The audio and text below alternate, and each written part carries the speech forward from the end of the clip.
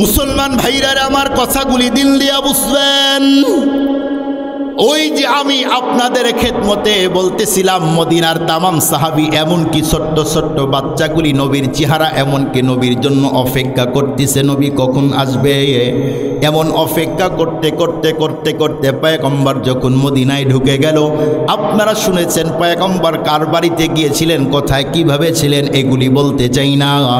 এক পর্যায়ে পয়গম্বর বন্ধুরা আমার যখন মদিনায় থাকা শুরু করলো, হিজরির ৩য় সন, পয়গম্বর একদিন স্বপ্নে দেখলো তামাম সাহাবা একরামদেরকে সঙ্গে করে নিয়ে পয়গম্বর বন্ধুরা আমার ওমরা করার জন্য গিয়েছে।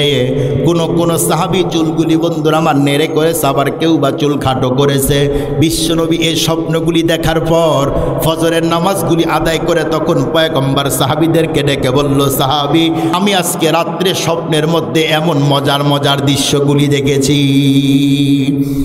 এই স্বপ্নগুলি বলতে সমস্ত সাহাবীরা জানে নবীর স্বপ্ন তো ওয়াহি।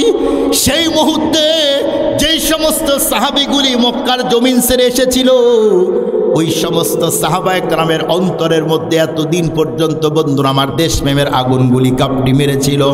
এখন যখন শুনছে নিজের দেশে যাওয়ার কথা, সাহাবা একরামগুলি এখন মক্কার সাহাবা একরাম বন্ধুরা আমার মক্কায় যাওয়ার জন্য পাগল পারা। মুসাফির হর কুজাবা সদবতন রায়া জমিদারান চুবুলবুল বরকা ফজবা সদ চমন রায়া জমিদারান। বিশ্বনবী সেই মুহূর্তে সাহাবীদেরকে ডেকে বলল, সাহাবীরা এই মুহূর্তেই তোমরা এখন রেডি হও।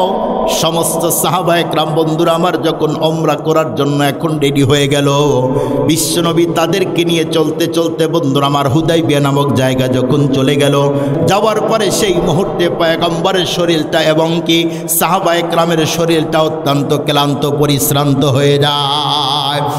নবীজি তখন সাহাবীদেরকে ডেকে বলল, সাহাবী আজকে রাত্রে আমরা এই জায়গায় থাকবো, আগামীকাল প্রত্যুষেই এখান থেকে বের হব।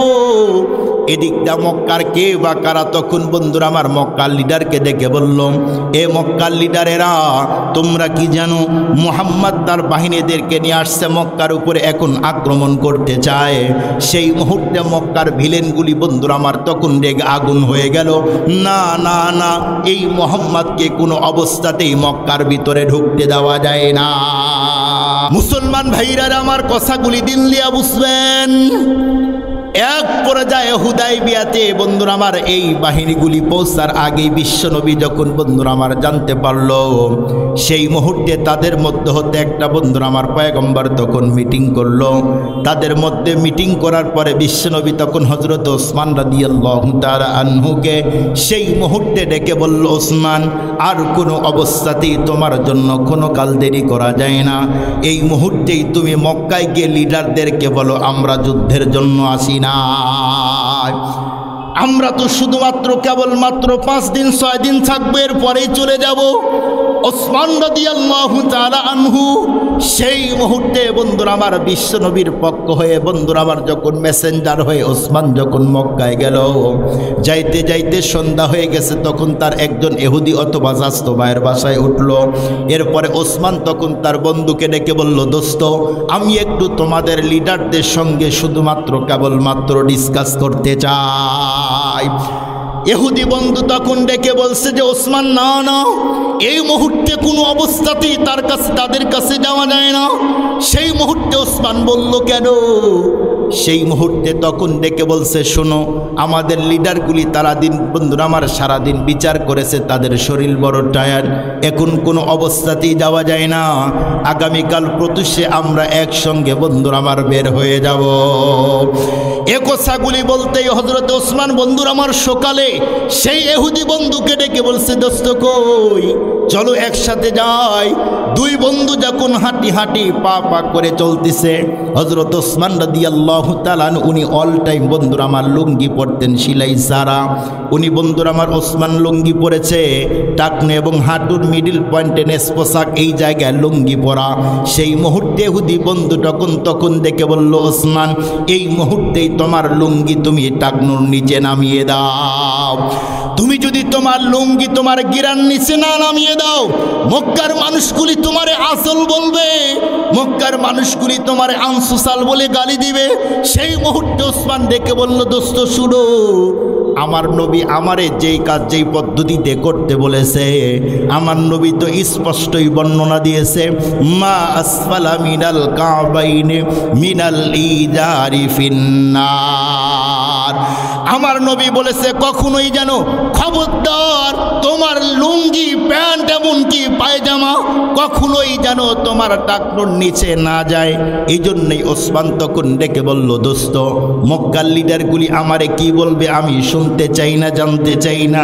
কে আমারে গালি দিবে, কে আমারে আজল বলবে, আনসোসাল বলবে, আমি ওসমান সেইগুলি দেখতে চাই না। আমার নবী যেইভাবে চলতে বলেছে আমি ওসমান সেইভাবেই চলতে চাই। আল্লাহু আকবার বলেন, আল্লাহু আকবার। এই জন্যই সাহাবা একরাম দামি হয়েছে, ওনারা লুঙ্গি পরতে গিয়েও পায়জামা পরতে গিয়েও কখনো টাকনুর নিচে নামিয়ে দেয়নি। খুব ভালো করে বুঝবেন, বিজ্ঞানীরা রিসার্চ করলো যে সেই 1450 বছর পূর্বে ইসলাম ধর্মের যিনি প্রধান মুহাম্মদ সবাই বলি সাল্লাল্লাহু আলাইহি ওয়াসাল্লাম, তাদের নবীজি লুঙ্গি এবং পায়জামা টাকনুর নিচে পড়তে কেন নিষেধ করলেন? ওরা রিসার্চ করে দেখলো, যারা স্বাস্থ্য বিজ্ঞানী, যারা মেডিকেল সায়েন্স সম্পর্কে জানে, ওরা রিসার্চ করে দেখলো যে পুরুষের এই যে দুইটা পায়ের যে আমাদের কবজি আছে, গিরা আছে, এর মধ্যে হতে পুরুষের বীর্য এমনকি এখান থেকে সেক্স তৈরি হয়। এই জন্যই ওরা রিসার্চ করে দেখলো যে হ্যাঁ, যেই মানুষগুলি প্যান্ট এমনকি পায়জামা টাকনুর নিচে নামিয়ে দেয় ওদের এই সমস্যা বেশি, এই রোগে আক্রান্ত ওরা বেশি। তার মানে 1450 বছর পূর্বে আমার নবীজি যেই কাজ যেই পদ্ধতিতে করেছেন, পৃথিবীর কেউ সেই কাজ নবীর কাজের চেয়ে সুন্দর পদ্ধতিতে ওই কাজ করার যোগ্যতা নাই। সম্মানিত মুআজ্জাজ মুহতারাম হাজিরিন, এজন্য নবীজির আদর্শ, নবীজির সিরাত, কানা খুলুকুল কোরআন, নবীজির 30 পারা কোরআনই হলো আমাদের জন্য পুরা 30 পারা কোরআনই নবীজির সিরাত আর আদর্শ। এটা যদি আমাদের জীবনে বাস্তবায়ন করতে পারি তাহলে সাহাবা একরামের যেমন মর্যাদা বেড়েছে আমাদেরও মর্যাদা বাড়বে। একটা কথা স্পষ্ট ভাষায় মনে রাখবেন, আজকে ইন্ডিয়াতে নবীর বিরুদ্ধে যারা ব্যঙ্গ করতেছে, নবীকে নিয়ে যারা বাজে মন্তব্য দিতেছে, তাদেরকে স্পষ্ট ভাষায় বলতে চাই, মুহাম্মদ সাল্লাল্লাহু আলাইহি সাল্লাম ইজ দ্য বেস্ট একটা বই পাওয়া যায়। এই বইয়ের মধ্যে দেখবেন হিন্দু ধর্মের গুরু যারা আছে, বৌদ্ধ ধর্মের গুরু যারা আছে, অন্য ধর্মের যারা আছে, তাদের যারা গুরু আছে তাদের জীবনী এই বইয়ের মধ্যে নিয়ে আসছে। কিন্তু আমাদের নবীজির চরিত্রের ব্যাপারে, নবীজির জন্ম থেকে মৃত্যু পর্যন্ত, ওফাতের আগ পর্যন্ত নবীর চরিত্রে নবীজি একটা মিথ্যা পর্যন্ত বলে নাই। অথচ যারা নবীর চরিত্র নিয়ে কথা বলতেছে, খোঁজ নিয়ে দেখেন এদের জন্মের কোনো ঠিক নাই। আর একটা কথা স্পষ্ট ভাষায় মনে রাখবেন, এ পৃথিবীতে যারা এসেছে তাদের চরিত্র দেখেন, প্রতিটা ধর্মের গুরুর চরিত্র দেখেন, আমাদের নবীর চরিত্র দেখেন। নবীজির সিরাতকে কেউ যদি নিরপেক্ষভাবে যদি মোতালা করে, নবীজির জীবন তার লাইফ হিস্ট্রি যদি পড়ে, সে নিঃসন্দেহে নবীর সিরাত নিরপেক্ষভাবে পড়লেই সে ইসলাম ধর্ম গ্রহণ করতে বাধ্য হবে।